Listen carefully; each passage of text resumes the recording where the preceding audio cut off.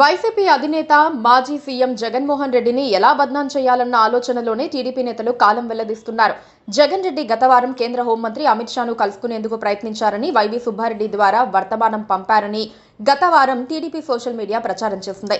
జగన్ రెడ్డితో మాట్లాడే ప్రసక్తే లేదని అమిత్ షా తెగేసి చెప్పారని, మరో 3 ఏళ్ల పాటు తమతో మాట్లాడేందుకు ప్రయత్నించవద్దని చెప్పారని కూడా ప్రచారం చేశారు. ఆయా స్టేట్మెంట్స్ చూసి టీడీపీ మద్దతుదారులు, జగన్ వ్యతిరేకులు చప్పట్లు కొట్టి జబ్బలు చర్చుకున్నారు. వాస్తవ పరిస్థితులు మాత్రం అందుకు భిన్నంగా ఉన్నాయి. గత 3-4 నెలలుగా జగన్ రెడ్డి తెగ ఊపు మీదున్నారు. క్షణం తీరిక లేకుండా తిరుగుతున్నారు. కూటమి తప్పులను ఏకరువు పెడుతున్నారు.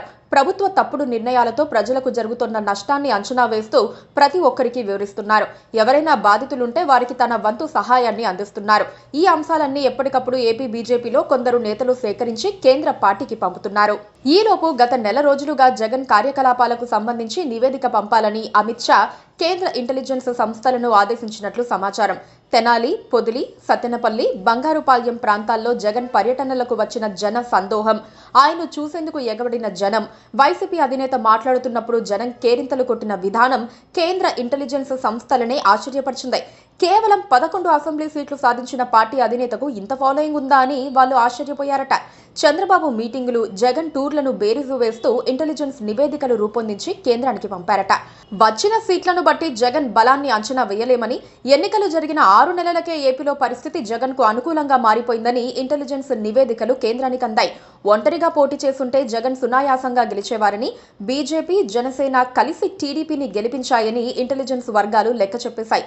పైగా అన్ని వర్గాలను దగ్గరకు చేర్చుకునేందుకు జగన్ చేస్తున్న ప్రయత్నాలు కూడా ఫలిస్తున్నాయని ఆ నివేదికల సారాంశం.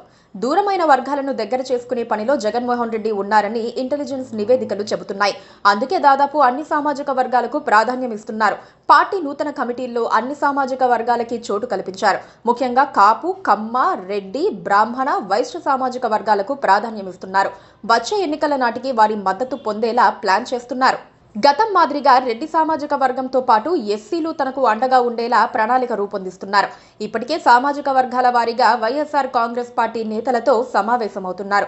వారి నుంచి ఫీడ్బ్యాక్ తీసుకునే పనిలో పడ్డారు. ఇవన్నీ జగన్ కు పూర్తి అడ్వాంటేజ్ గా మారాయన్నది ఇంటెలిజెన్స్ నివేదికలో ప్రధానంగా ప్రస్తావించిన అంశాలుగా చెప్పుకోవాలి. ఇక మరి వచ్చే ఎన్నికల్లో టీడీపీ వెంట కొనసాగాలా లేక జగన్ రెడ్డి పంచన చేరాలా అన్నది బీజేపీ పెద్దలే నిర్ణయించుకోవాలి.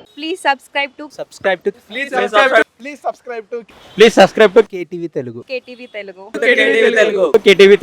KTV Telugu channel.